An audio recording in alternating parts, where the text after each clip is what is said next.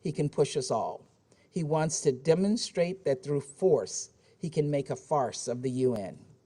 We must act together in response to this crisis. Over the past few weeks, the world has heard the other 14 members of the Security Council speak with one voice, asking Russia to pursue diplomacy. Other members of this council, even those who often align with Russia on other matters, have been clear that the sovereignty, independence, and territorial integrity of every UN member state should be respected and safeguarded, including Ukraine. That this is a basic norm of international relations and that it embodies the purpose of the UN Charter. The sequence of events that Secretary Blinken spelled out for this council last Thursday appear to be proceeding exactly as he predicted. Today, President Putin has torn the Minsk agreement to shreds. We have been clear that we do not believe he will stop at that. In light of President Putin's latest actions, we must all stand up for the principles upon which this organization was founded. President Biden issued an executive order today that will prohibit new investment, trade, and financing in the so-called DPR and LPR regions. Tomorrow, the United States will take further measures to hold Russia accountable for this clear violation of international law and Ukraine's sovereignty and territorial integrity. But we and our partners have been clear that there will be a swift and severe response were Russia to further invade Ukraine. In this moment, no one can stand on the sidelines. We must make it clear that an attack on Ukraine is an attack on the sovereignty of every UN member state and the UN Charter, and that it will be met with swift and severe consequences. We continue to believe that the diplomatic table is the only place where responsible nations resolve their differences. That is the only place to preserve peace. Thank you, Mr. President. I thank the representative of the United States for their statement. I give the floor to the permanent representative of Albania. Thank you, Mr. President. Let me thank you, G. Di Carlo, for another clear and comprehensive briefing to the Security Council on this issue. Albania condemns, in the strongest terms, Russia's decision to recognize non-government controlled areas of Ukraine as independent entities. This is a breach of international law, an affront to the UN Charter, another blatant violation of Ukraine's sovereignty and territorial integrity, and it puts an end to the Minsk agreements. This act of the Russian Federation is null and void, has no basis, and has no international legal validity. We call on the Security Council and all the United Nations member states to reject and condemn it firmly. Albania reiterates its firm position in support of the sovereignty and territorial integrity of Ukraine within its internationally recognized borders. Mr. President, less than a week ago, we were sitting in this very room at the Russian initiative to discuss the implementation of the Minsk agreements. Today, we meet at an emergency meeting exactly because of the Russian Federation decision to violate the very Minsk agreements. This is a disrespect not only to the Council and its decisions, but for the entire universal principles of international law Russia is set to respect and protect. The whole world has witnessed how the Russian Federation has continuously worked to undermine the sovereignty of Ukraine and to determine its geopolitical orientation. What happened today is nothing less but a bis repetita of what we have seen in Georgia in 2008 and with Crimea in 2014, meaning an aggression by fabrication of phantom republics. Who is next? Every UN member state should be alarmed and realize, eyes wide open, the consequences of instrumentalization of national minorities as a weapon to undermine sovereign states, threaten regional and international peace and security. We should not accept the made-in-Russia model of destabilization be exported to other parts of Europe or anywhere else there. We reiterate our demand for the removal of the military troops from the Ukrainian border and from the occupied territories of Ukraine, including troops disguised as peacekeepers when they are simply aggressors. Albania calls on the Russian Federation to stop its fait accompli policy, revoke its illegal decision and engage seriously and in good faith with diplomatic talks and give a chance to the Minsk agreements. Dear colleagues, this is yet another critical moment for Ukraine. The UN should remain actively engaged and committed together with regional organizations to the right of the Ukrainian people to live in peace and freedom. We welcome the statement of the Secretary General and echo his call for all relevant actors to prioritize diplomacy to address all issues peacefully as the only way to move forward. And I thank you. Я благодарю. I thank the representative of Albania for his statement. I now give the floor to the permanent representative of France. President, I would like to thank the US for Political and Peacebuilding Affairs for her statement, and I'd also like to thank the Secretary General for his action and for his very clear words. I welcome the presence of Ukraine, and France supported their request for an emergency meeting given the extreme gravity of the situation.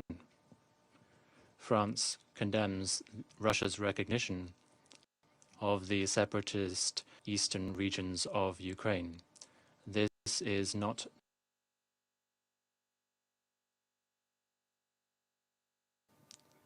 and France supported their request for an emergency meeting given the extreme gravity of the situation. France condemns Russia's recognition of the separatist eastern regions of Ukraine. This is not just a further attack on the territorial integrity and the sovereignty of Ukraine, but it is also a violation of the fundamental principles of the United Nations Charter, of Resolution 2202 of this Council, which endorsed the Minsk agreements, and the commitments undertaken by Russia, which were confirmed at the very highest level these last few days. On the 17th of February, the Russian representative publicly acknowledged before this Council that there is no alternative to the Minsk agreements and that they were the only internationally recognized legal basis to solve the conflict in Ukraine. But today, the reality is quite different. Russia is choosing the path of confrontation in spite of the incessant efforts to achieve a de-escalation over the last few weeks and the last few days, notably by President Macron working with the German Chancellor. We are continuing these efforts, and we call on Russia to match its words with its deeds when it claims to be in favor of dialogue, and to go back on its decision to recognize the separatist entities. With our European partners, we are preparing targeted sanctions against those who took part in this illegal decision. In the context of the heightened tensions on Ukraine's borders, provoked by the strengthening of Russian military activity, we are concerned by this additional step in the destabilization by Russia and by the threat that weighs on European security. France welcomes the restraint that Ukraine has shown in these difficult circumstances. We express our full solidarity with the people and the government of Ukraine. We call on Russia to refrain from any other actions of destabilization, notably those that may undermine the security and the safety of civilian populations and put them in danger. We are particularly concerned by the decision of President Putin to send the army to the separatist territories under the pretext of peacekeeping. This would be another flagrant violation of Ukraine's territorial integrity. President, France will continue to mobilize in support of the sovereignty and territorial integrity of Ukraine within its internationally recognized borders. Thank you. Я благодарю I thank the representative of France. I now give the floor to the representative of India.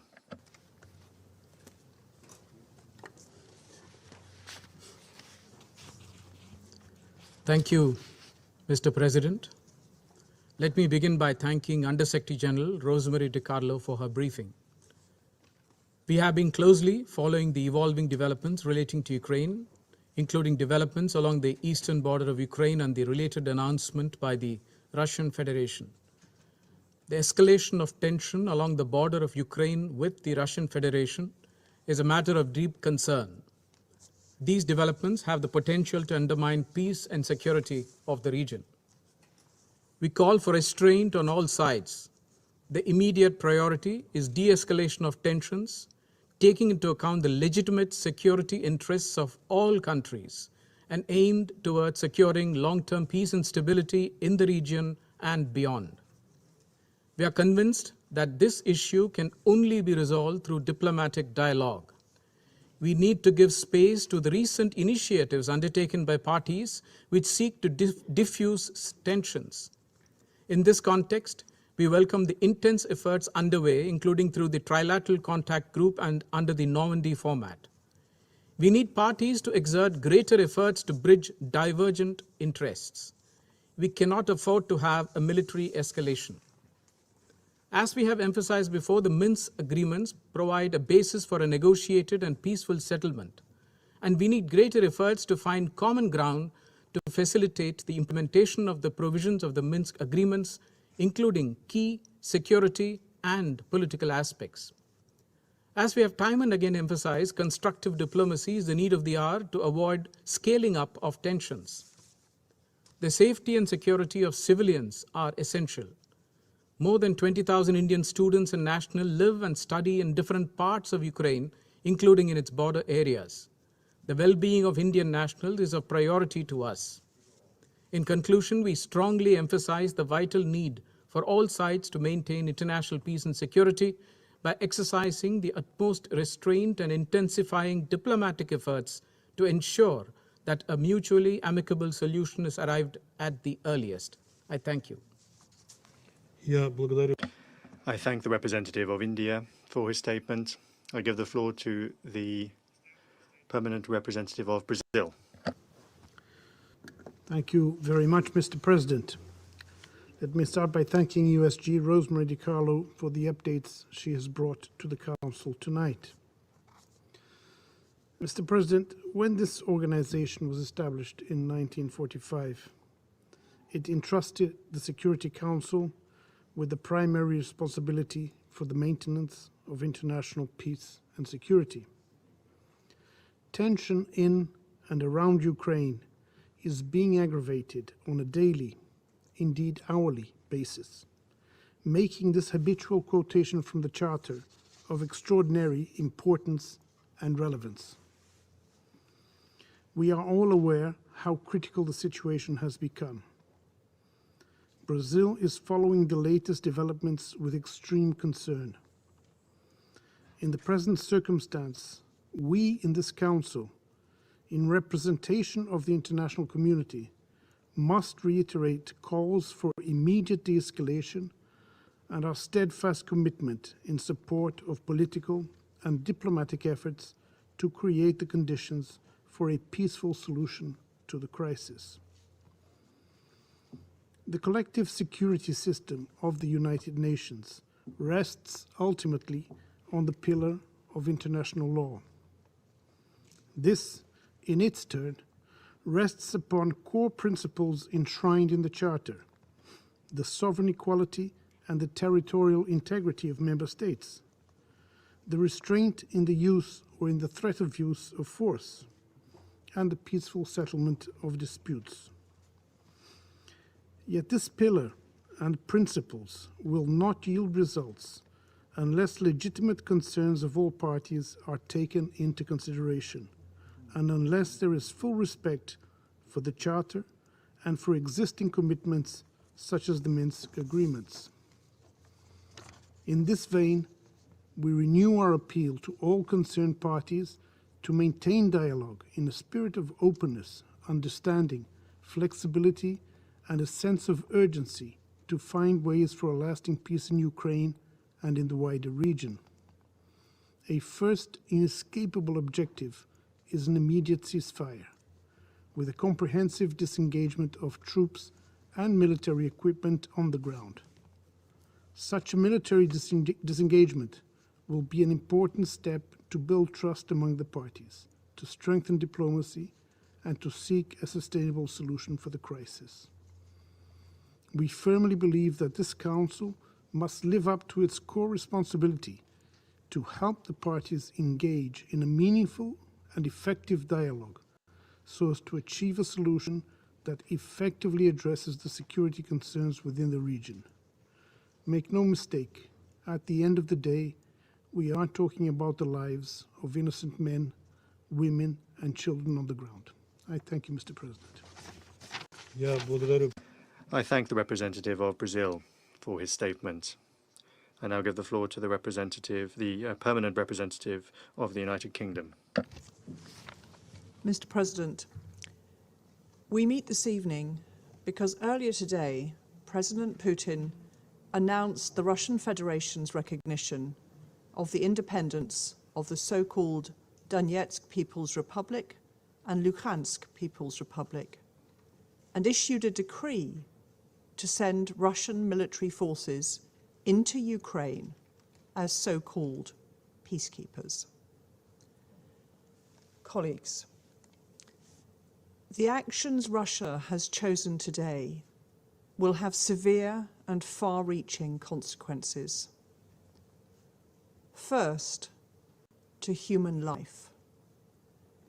An invasion of Ukraine unleashes the forces of war, death, and destruction on the people of Ukraine.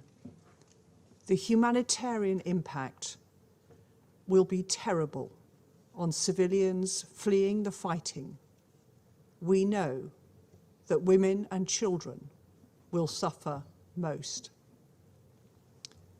Second, to the sovereignty and territorial integrity of a UN member state, which is protected and guaranteed by the UN Charter. As the Secretary-General said earlier, Russia's decisions are a violation of the territorial integrity and sovereignty of Ukraine and inconsistent with the principles of the UN Charter. Third, to international law. The actions taken today make mockery of the commitments Russia has made through the Budapest Memorandum and the Minsk Agreements, endorsed by Security Council Resolution 2202.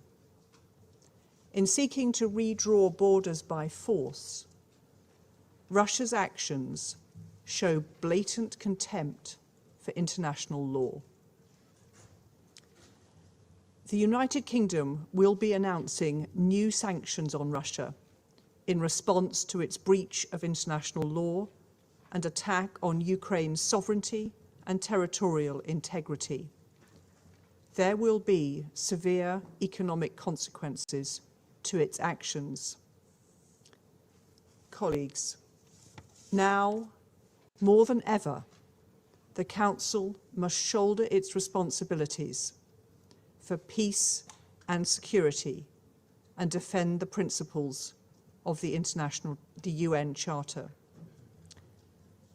The Council must be united in calling on Russia to de-escalate immediately, in condemning aggression against a sovereign nation and defending the territorial integrity of Ukraine, in calling on Russia to respect its obligations under the Charter to the peaceful resolution of disputes. Russia has brought us to the brink. We urge Russia to step back. I thank you. Я благодарю. I thank the representative of the United Kingdom for her statement. I now give the floor to the representative of Mexico. Señor presidente, President, we are grateful for the briefing by the USG on the current situation in Ukraine. We are following with concern the recent developments in the situation in the east of Ukraine. In these circumstances, it is critical that those actions exacerbating this crisis cease. The Security Council, through Resolution 2202, supported a range of measures as the only way to resolve the situation in the east of Ukraine. This resolution must be respected. Specifically, in this particular case, 3 fundamental principles of the UN Charter are being violated: refraining from threatening to use or using force in international relations, respect for the territorial integrity and political independence of states, and non-intervention in the internal affairs of states. It is therefore unacceptable that over the last few days, the shellings, explosions, and other ceasefire violations have increased, according to reports from the OSCE monitoring mission. We urge the parties to immediately end these actions. We wish to recall that in this same room a few days ago, Russia made a categorical statement saying that they would not invade Ukraine. We hope that they will comply fully with that statement. Mexico reiterates its commitment to the respect for the sovereignty, political independence, and the territorial integrity of Ukraine within its internationally recognized borders, pursuant to the United Nations Charter, international law, and the relevant resolutions of the UN Security Council and General Assembly, particularly resolutions 2625 and 3314. We once again reiterate our appeal to resume the path of de-escalation, diplomacy, and dialogue. Thank you very much. Я благодарю. I thank the representative of Mexico for her statement. I give the floor to the permanent representative of Ireland. Thank you, Mr. President, and I also want to thank Under Secretary General DiCarlo for her briefing. Mr. President, we meet tonight at a moment of great danger for the people of Ukraine, for peace and security in Europe, and for the international norms and principles that all of us around this table have a responsibility to defend. It's a moment we had hoped to avoid, a moment that should have been averted by diplomacy and dialogue. We must respond to it by speaking clearly and honestly about this grave situation and how we can resolve it peacefully. So let me be clear about where we stand. Ireland's commitment to Ukraine's sovereignty and territorial integrity within its internationally recognised borders is unwavering. Ireland believes in and is fully committed to the core principles enshrined in the UN Charter. These include the sovereign, equality, and territorial integrity of states. Ukraine has the same fundamental right as every other sovereign and independent state to choose its own foreign policy and to ensure the security and defence of its own territory. The commitments we make as members of the UN are binding on every one of us, no exceptions. Mr. President, last Thursday, during the meeting organised by the Russian Federation on the Minsk agreements, we heard from Deputy Minister Vershinin that the goal of that meeting was for the Security Council to affirm that there was no alternative to this milestone document. We believe that the Council did just that.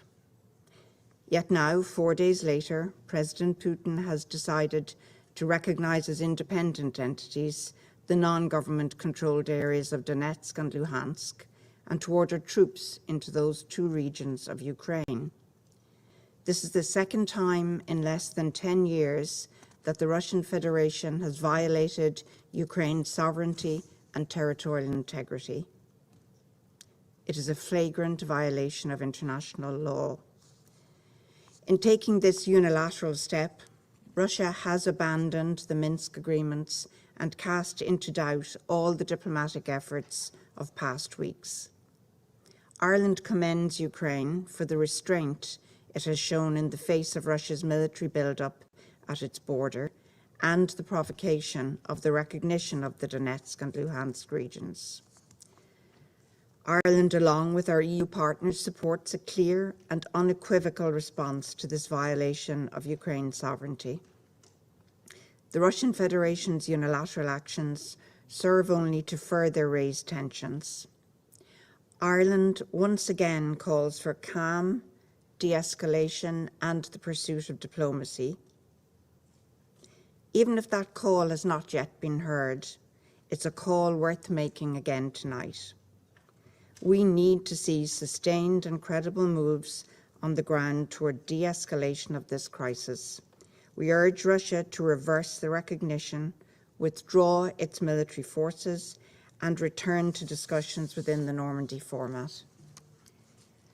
Mr. President, all signatories of the Minsk agreements agreed on the need for the OSCE's special monitoring mission safe and secure access to the entire territory of Ukraine.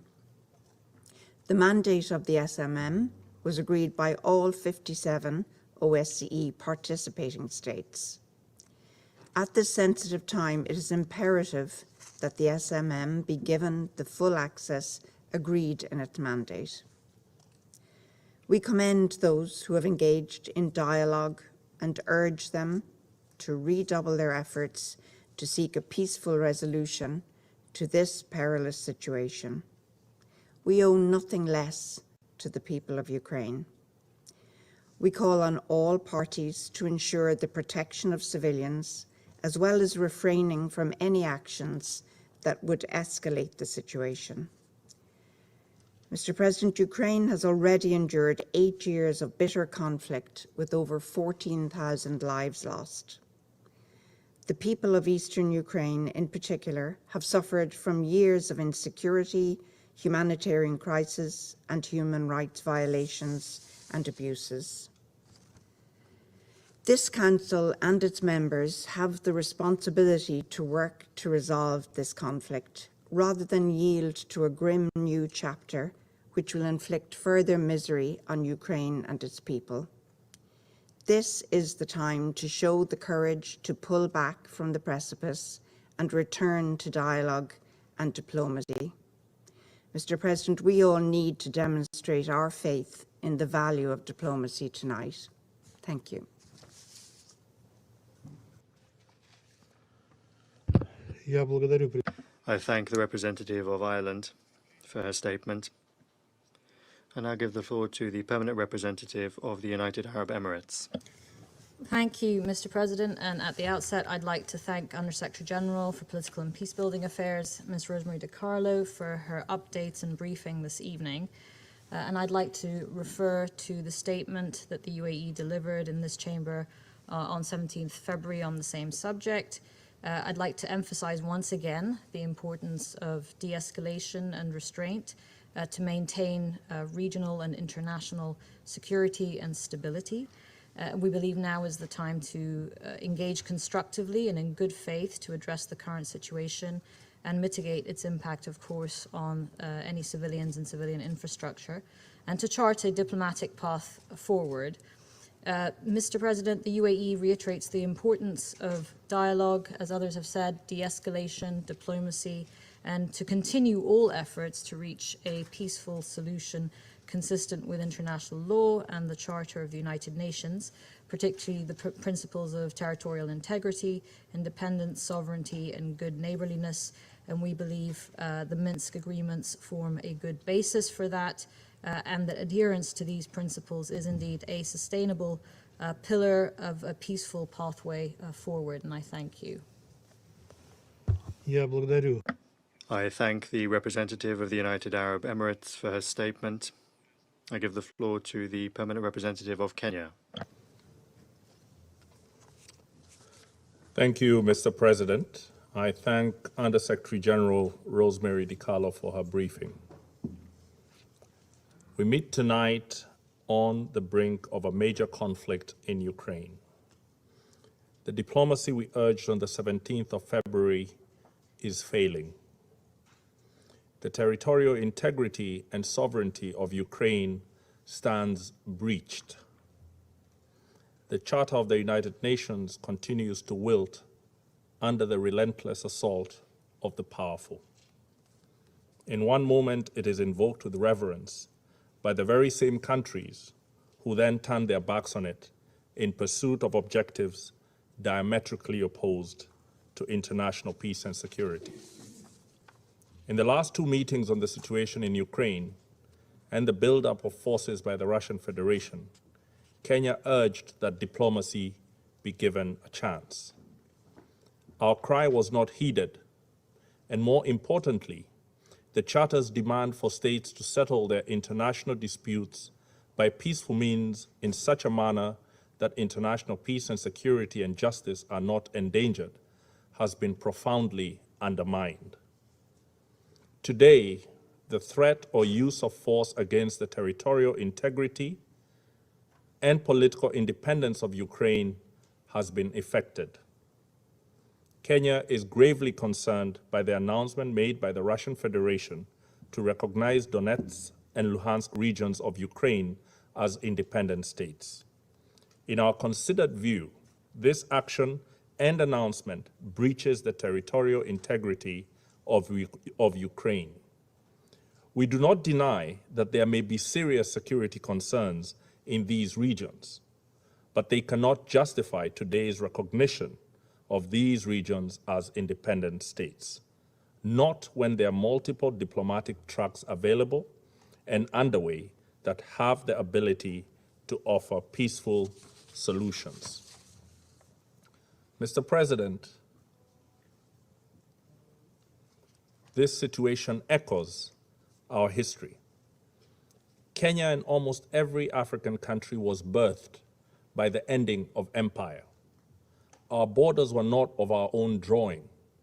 They were drawn in the distant colonial metropoles of London, Paris, and Lisbon, with no regard for the ancient nations that they cleaved apart. Today, across the border of every single African country live our countrymen with whom we share deep historical, cultural, and linguistic bonds. At independence, had we chosen to pursue states on the basis of ethnic, racial, or religious homogeneity, we would still be waging bloody wars these many decades later.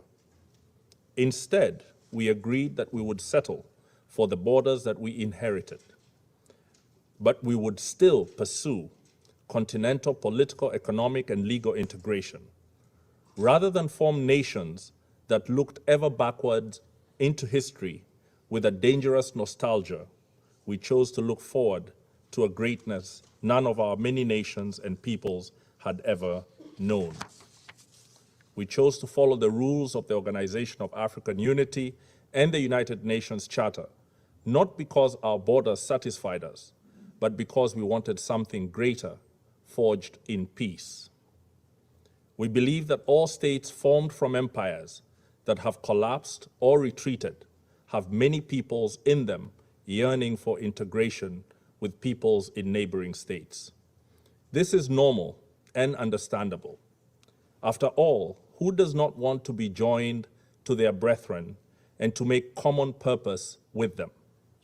However, Kenya rejects such a yearning from being pursued by force.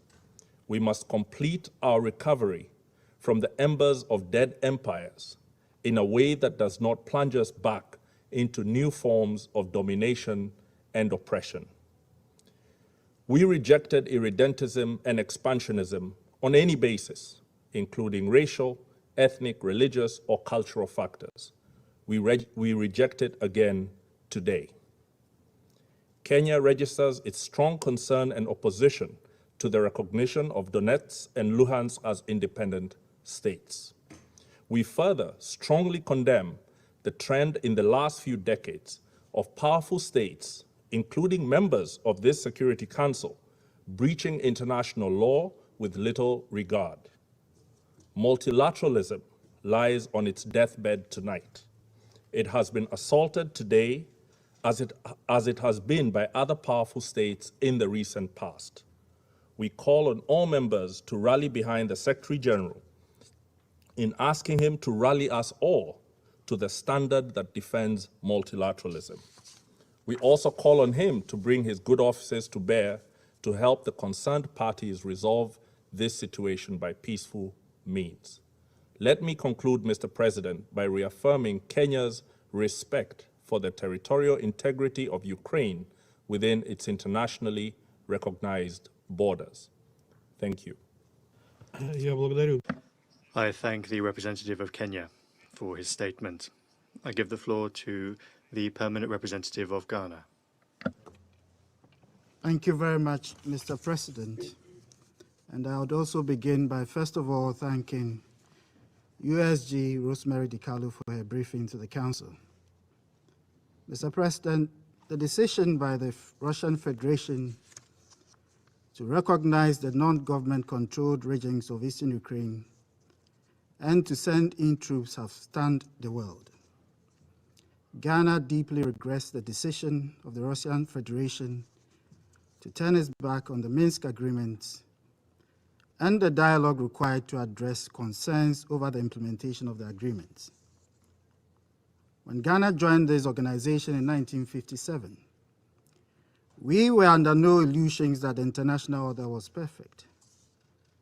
However, we were convinced, and still are, that the principles of sovereign equality of states, which constitute the basis of this organization and our multilateral order, is the veritable foundation for a stable world. We believe that the United Nations represents the best attempt at maintaining peace across the nations, forging relations and cooperation between and among our peoples, and holding forth the prospect of a better tomorrow.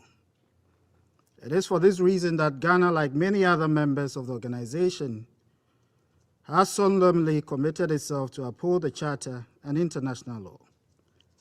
We believe that through multilateralism we can improve cooperation to make the world a better place for its citizens and for generations unborn. Through this organization and our common actions on principles such as self-determination within the context of the United Nations, the countries that existed under colonial rule have been assisted to become sovereign and politically independent states. By its sheer convening power, this organization has set out a pathway for dialogue for all its members, regardless of differences in political ideology, and encourage the development and maintenance of friendly relations. By the actions of this organization, the rights of people across the world have become more respected by their governments and their well-being better guaranteed. Mr. President, I will be clear. Ghana supports the internationally recognized borders of Ukraine, the borders of which it joined the United Nations as a bona fide member. We do not support any actions that violate Ukraine's sovereignty, political independence, and territorial integrity. By our principles, Ghana does not recognize any entity outside of the clear arrangements that have been established by the Charter and the principles of international law for the recognition of states.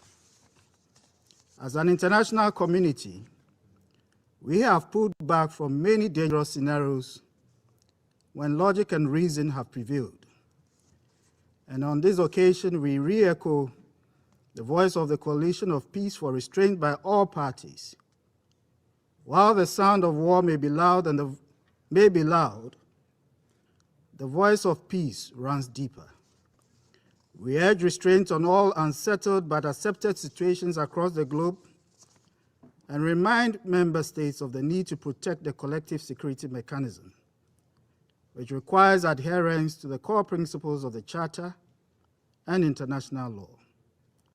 The true test of greatness lies not in one's ability to use power, but in the capacity to constrain its use when that would be an obvious choice by those of a lesser capacity. We hope that within this Council, and perhaps outside of it too, we shall find a resolution of the existing situation in Ukraine, and in a manner that does not impair the mechanisms for peace. While Ghana and other African member states have always held that the use of the veto power is anachronistic and counterproductive to the effective workings of our modern arrangements for maintaining global peace and security, that concern has never been rendered more acute than in situations such as the one we now see. Even though it may be enough on many occasions to say that we are against the actions of a member state, that goes against the international norms. On this occasion, we are all required to do more in reaffirming our common commitment to the purposes and principles of the Charter. Besides the immediate cost of instability, all countries, including the most vulnerable in the developing world, may pay a steep price for the actions that destabilize a part of Europe. As we note with great concern reports of the foreign troops being sent across the borders of Ukraine, we reiterate our continuing concern over the situation of the civilian populations in Donetsk and Luhansk. We urge all parties to strictly comply with the tenets of international law. Mr. President, we may be at the precipice, but we have not fallen over. The path of dialogue and diplomacy still remains. We urge the reversal of escalatory actions and also invite the Secretary General to renew his good offices on the situation in the eastern regions of Ukraine in close coordination with the OSCE and all other relevant partners. I thank you, Mr. President. I thank the representative of Ghana for his statement. I give the floor to the representative of Gabon. Thank you, President. First of all, I would like to thank Ms. DiCarlo for her briefing. President, over the last few weeks, we have regularly been called to monitor the situation on the border between Russia and Ukraine, with fears of military action and a ratcheting up of rhetoric by the parties. The call for sovereignty over the separatist regions of Donetsk and Luhansk have sent signals of imminent action. President, today Russia has announced its decision to recognize the sovereignty of the self-declared republics of Donetsk and Luhansk. This decision is heavy with consequence for the sovereignty and territorial integrity of Ukraine, and it also undermines the implementation of the Minsk agreements. Gabon, which is particularly attached to the principles of the territorial integrity and national sovereignty, notes the attack on these essential pillars of international relations. We call on all parties to show restraint and to de-escalate and to adhere to the Pacific settlement of disputes in line with the United Nations Charter, and encourages them to use dialogue and diplomacy to avoid irreparable damage from the crisis. Thank you. I thank the representative of Gabon. I now give the floor to the permanent representative of Norway. President, let me also thank USG Rosemary DiCarlo for her briefing, and through her, the Secretary General for today's press statement.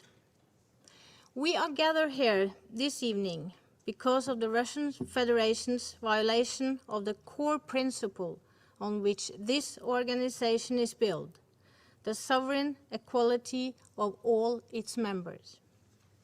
Norway strongly condemns the decision by the Russian president to recognize the self-proclaimed People's Republic of Donetsk and People's Republic of Luhansk in eastern Ukraine as independent states. Recognition of the self-proclaimed People's Republic is a clear violation of the Minsk agreements, under which Russia recognizes the non-government control areas in eastern Ukraine as part of Ukraine. The Russian Federation, as signatory of the Minsk agreements and as endorsed by Resolution 2202, has made a clear commitment to seek a peaceful settlement to this conflict.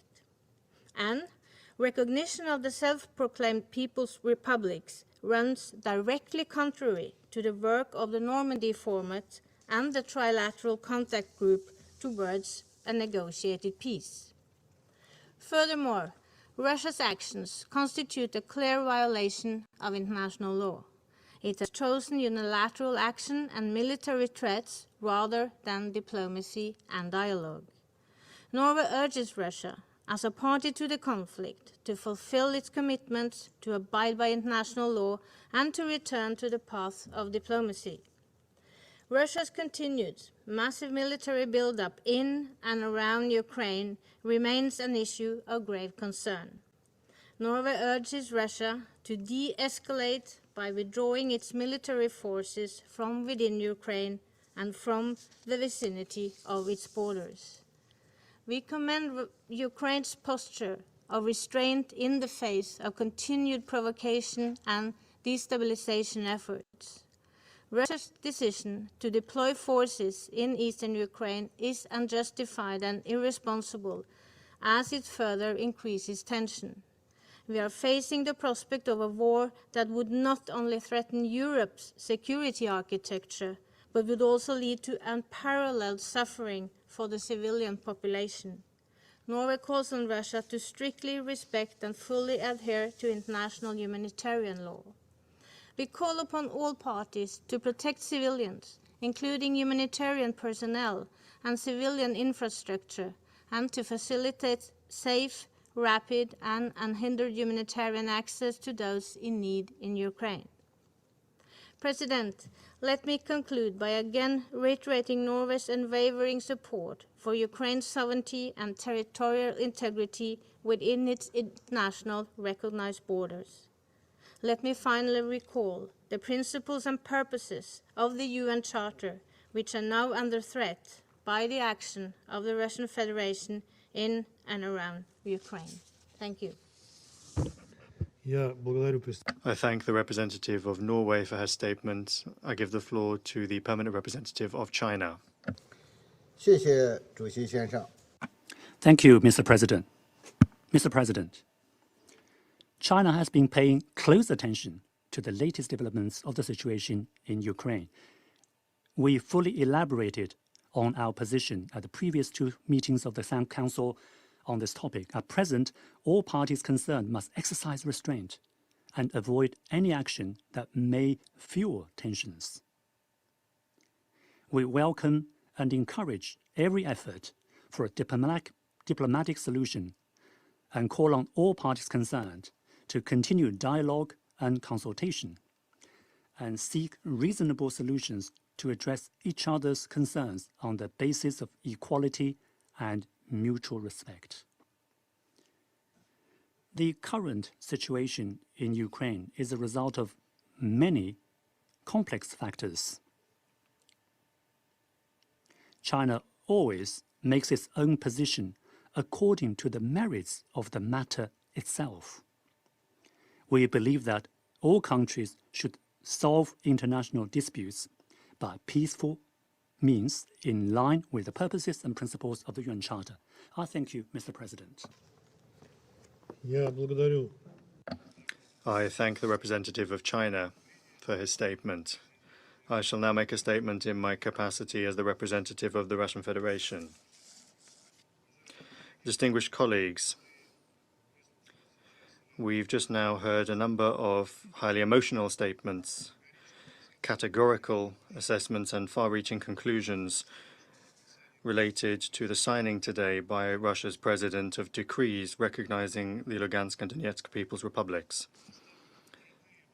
I'll leave the direct verbal assaults against us unanswered. Now it's important to focus on how to avoid war and how to force Ukraine to stop the shelling and provocations against Donetsk and Lugansk. From the statements of a number of our colleagues, one may get the impression that Russia's recognition of the LPR and the DPR took place suddenly, for no reason at all. Of course, that's not the case. It should be remembered that the DPR and the LPR declared their independence from Ukraine back in 2014.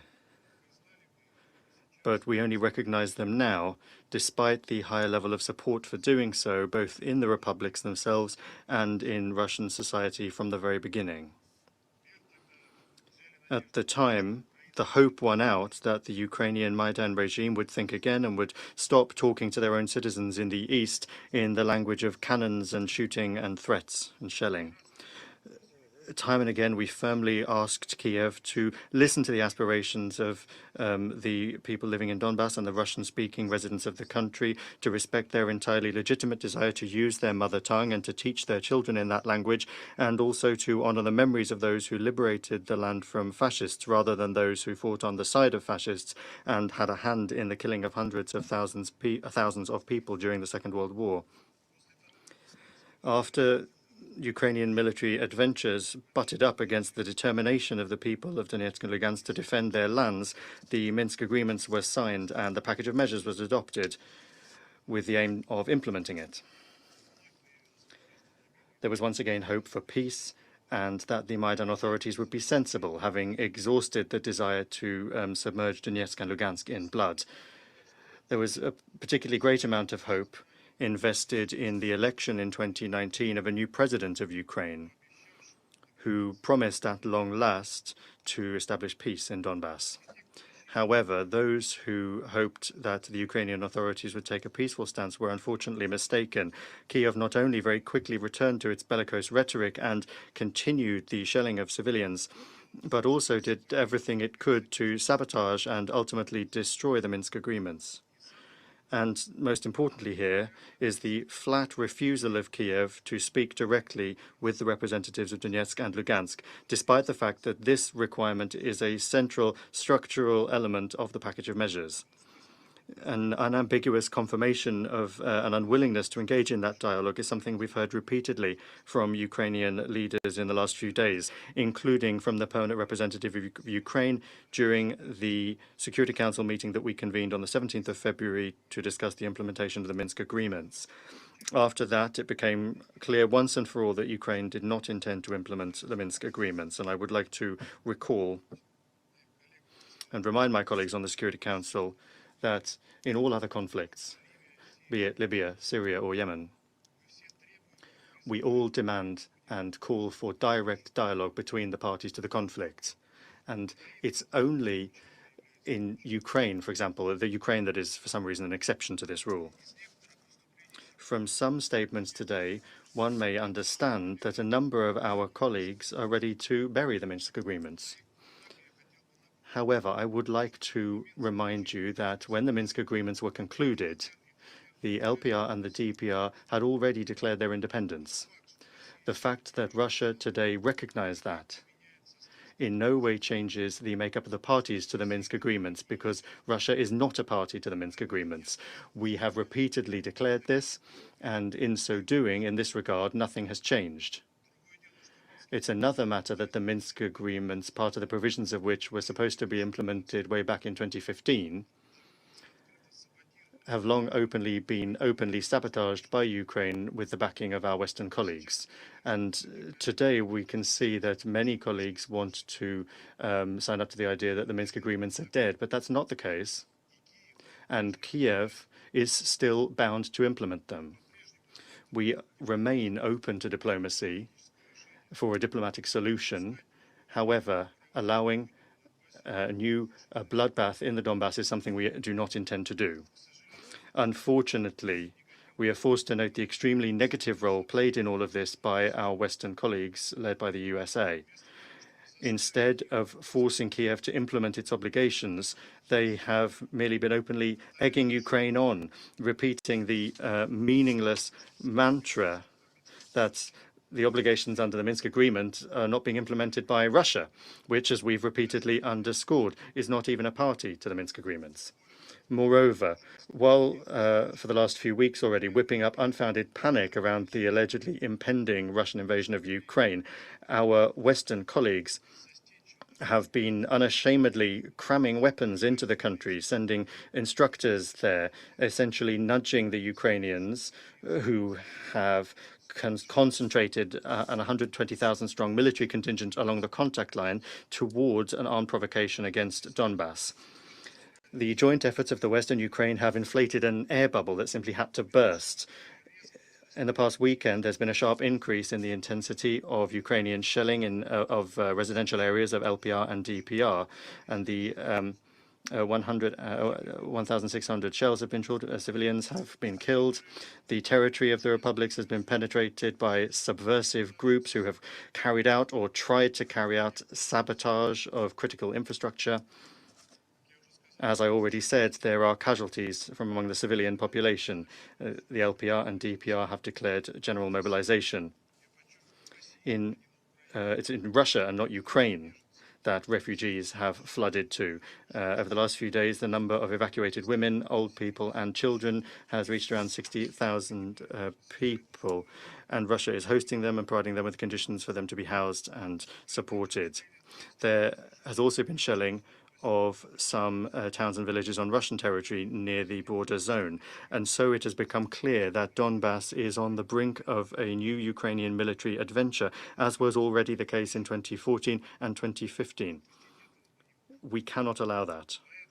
That is why the Russian president heeded the opinion of parliamentarians and members of the Russian Security Council, and you know the rest. A detailed statement from our head of state about the reasons of this decision that has been taken was broadcast in detail by all the world's leading media.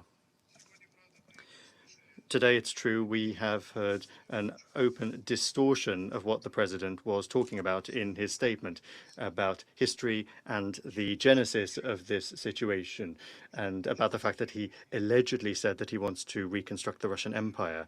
Distinguished colleagues, I would like to call upon our Western colleagues to think twice, to set emotions to one side, and not to make the situation worse. No one other than you can hold back the militaristic plans of Kiev and force it to stop the shelling and provocations against the Lugansk and Donetsk People's Republics, which in these new conditions could have extremely dangerous consequences. In accordance with the agreements that were signed today and on the basis of their requests from the Republic, peacekeeping functions on their territory will be carried out by the armed forces of the Russian Federation.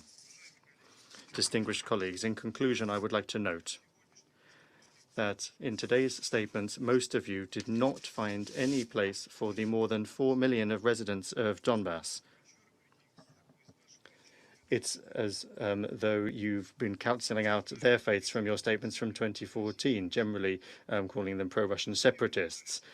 At the same time, you decided that the illegal coup in 2014 only wanted to discuss with the new authorities how their rights would be upheld. That was all they wanted to do. In the last few days, with the sharp intensification in military activity from the Ukrainian army along the contact line, the lives of hundreds of thousands of women, children, and elderly persons have once again, as in 2014 and 2015, ended up under real threat.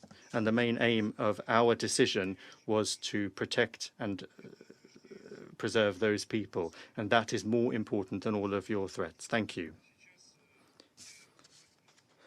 I resume my function as President of the Council.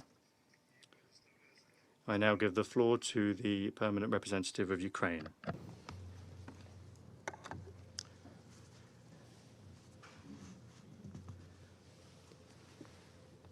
Distinguished members of the Security Council, Under-Secretary, it is with unease that I will now remove my mask. And it is not because of the COVID virus. We are all vaccinated. There are vaccines for COVID. It is because of the virus that has so far no vaccine, the virus that hit the United Nations. and the virus that is spread by the Kremlin. The delegation of Ukraine has requested this urgent meeting to draw the attention of the Security Council to the illegal and illegitimate decision by the President of the Russian Federation to recognize the occupied parts of Donetsk and Lugansk regions of Ukraine as so-called Donetsk and Lugansk People's Republics. Today, the entire membership of the United Nations is under attack by the country that occupied the membership of the Security Council in 1991, bypassing the UN Charter. The country that occupied parts of the territory of Georgia in 2008. The country that occupied parts of Ukraine in 2014. As stated by the President of Ukraine, Volodymyr Zelensky, following the urgent meeting of the National Security and Defense Council of Ukraine, the internationally recognized borders of Ukraine have been and will remain unchangeable, regardless of any statements and actions by the Russian Federation. Ukraine unequivocally qualifies the recent actions by the Russian Federation as violation of sovereignty and territorial integrity of Ukraine. The political leadership of the Russian Federation shall bear full responsibility for the outcomes of the decision taken. Recognition of the occupied parts of the Donetsk and Lugansk regions of Ukraine may be considered as unilateral withdrawal by Russia from the Minsk agreements, and well as its disregard of the decisions taken in the framework of the Normandy Fall. This step undermines peaceful efforts and ruins the existing negotiating frameworks. By the decisions adopted today and those that may be adopted tomorrow, Russia legalizes the presence of its troops, which have actually been in the occupied areas of Donbass since 2014. A country that has fueled the war for 8 years is not able to maintain peace as it claims. What will happen next? We want peace, and we are consistent in our actions. Today, the Ministry of Foreign Affairs of Ukraine has sent a request on the basis of the Budapest Memorandum to the guarantors of security of Ukraine, demanding immediate consultations. The meeting of the UN Security Council and the special meeting of the OSCE have been initiated. We insist on the full-fledged operations of the OSCE SMM to prevent provocations and further escalation. An emergency summit of Normandy 4 has been requested. We expect from our partners clear and efficient steps of support. It is critical to see now who is our true friend and partner, who is on the side of the UN Charter, and who will continue to deter Russia by words only. We are committed to a political diplomatic settlement and do not succumb to provocations. In accordance with Article 51 of the Charter, Ukraine has the inherent right to individual and collective self-defense. We are committed to a peaceful and diplomatic path, and we will stay firmly on it. We are on our land. We are not afraid of anything or anyone. We owe nothing to anyone, and we will not give away anything to anyone. There should be no doubts whatsoever, because it is not February 2014. It is February 2022. Another country, another army, one goal is peace. Peace in Ukraine, peace in Europe, global peace. Excellencies, we must do all we can to make sure that the problem of Donbass is resolved through implementation of the Minsk agreements. That was said here in the Security Council chamber just 4 days ago, said by the Russian Deputy Foreign Minister in the chair of the President of the Council, with a reference to President Putin. President Putin, who has taken a decision that we discussed today as a threat to the rules-based order, to the UN Charter, in particular Article 2 of the Charter, as well as to international peace and security. Peace and security that the Council has been conferred a primary responsibility to maintain under the Article 24 of the UN Charter. And in accordance with the Article 39, the Security Council shall make recommendations or decide what measures shall be taken to maintain or restore international peace and security. The delegation of Ukraine requests the Security Council members to exercise the above duties.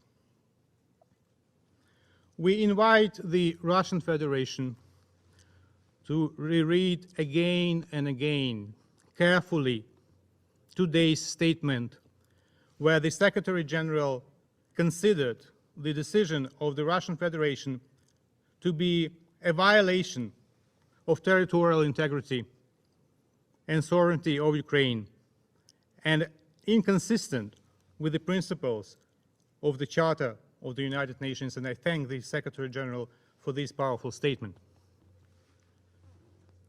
In conclusion, I would like to reiterate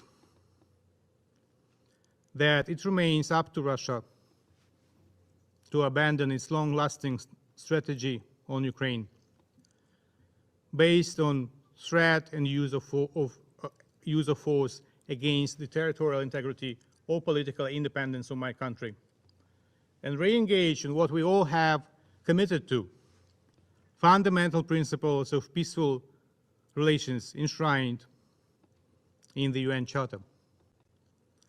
We demand from Russia to cancel the decision on recognition and return to the table of negotiations. We condemn the order to deploy additional Russian occupation troops in the territories of Ukraine. We demand immediate and complete verifiable withdrawal of the occupation troops. Dear members of the Security Council, the United Nations is sick. That's a matter of fact. It's been hit by the virus spread by the Kremlin. Will it succumb to this virus? It is in the hands of the membership. Today, the Kremlin copy-pasted word by word the decree on Georgia of 2008. Word by word, copy-pasted, copy-pasted.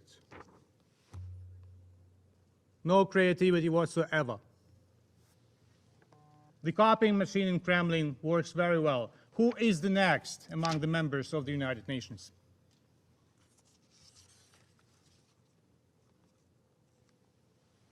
The question is open. I thank you. I, as President of the Security Council, am obliged to say this. I thank the representative of Ukraine for his statement. I now give the floor to the representative of Germany. Thank you, Mr. President. I start by thanking Under Secretary General Rosemary DiCarlo for her briefing.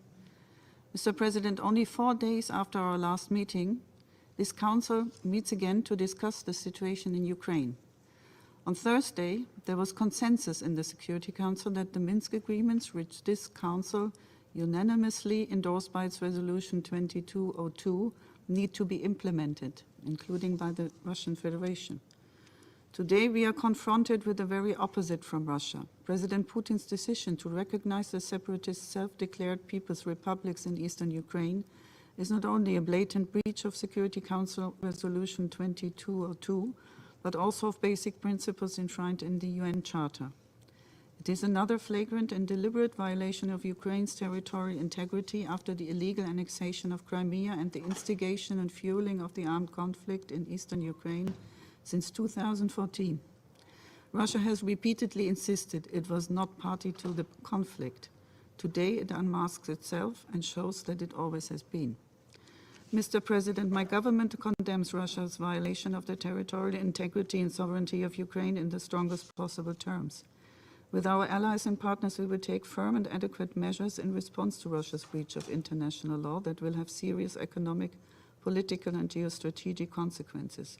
And I call on all UN member states to join us in condemning Russia's actions of today. Today's decision comes in the context of an unprecedented buildup of Russian forces around Ukraine over the last weeks and months. These forces seem poised to attack. We have seen a flare-up along the line of contact over the last days and efforts that appear to fabricate a pretext for a Russian attack. Moreover, Russia has declared its readiness to deploy troops in eastern Ukraine. The UN Charter is crystal clear. It unequivocally prohibits the threat of force against the territorial integrity and political independence of states.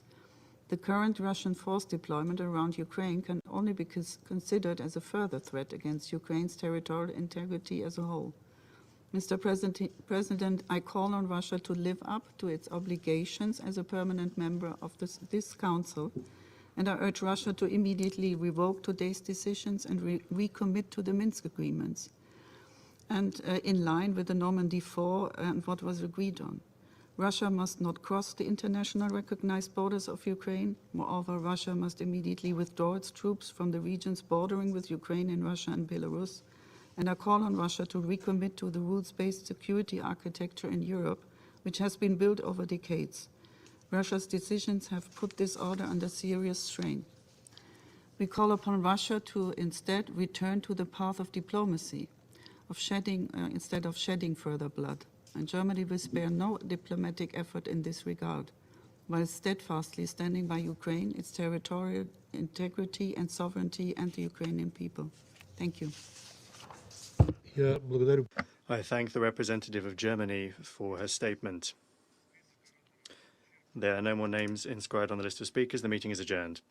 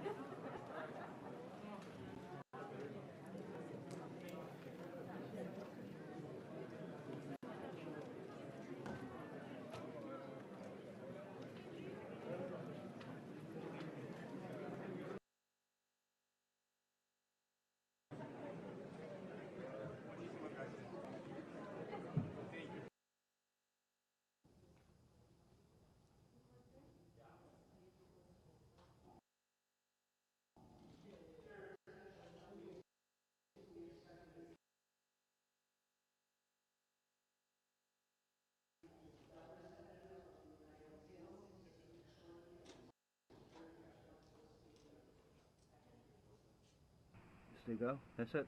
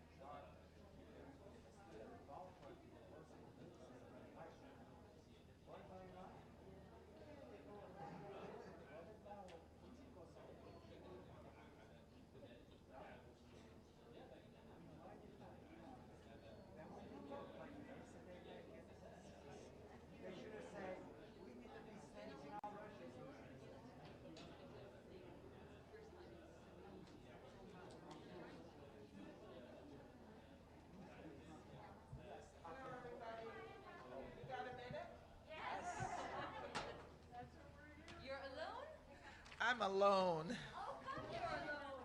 I think you heard everyone's statements, so we're unified, and I think that I can speak for the United States. So let me start by thanking you for staying this late in the evening.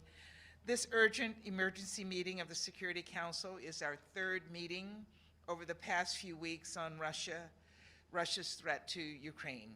And it is the third time you've heard from the rest of the Security Council a unified message that Russia should not start war, that Russia should lean toward diplomacy, that it should not continue its unprovoked attacks on Ukraine's sovereignty and on their territorial integrity, that it should not defy the foundational principles of the UN Charter. And you also heard the Secretary General make that statement as well today. Today, President Putin gave a speech that clearly sets up a pretext for invasion. In doing so, he tore the Minsk agreements to shred, and as the Secretary General said earlier today, he violated the UN Charter. Just now, my Russian counterpart made assertions without evidence that demonstrate their efforts to create a pretext for conflict, and it is alarming. It's revealing and it's shameful. Every UN member state has a stake in what comes next. An annual debate on this topic was already on the agenda for Wednesday in the General Assembly. We expect to hear strong statements in support of Ukraine as we did today, and the UN Charter, and a chorus of calls for Russia to cease its hostilities. This is the moment to stand up and defend the United Nations and our international order as we know it. Tomorrow, the United States will impose sanctions on Russia for this clear violation of international law and Ukraine's sovereignty and territorial integrity. We can, will, and must stand united in our calls for Russia to withdraw its forces, return to the diplomatic table, and work toward peace. Thank you. Ambassador, are you optimistic about diplomacy? Why those minds? We'll see where it goes.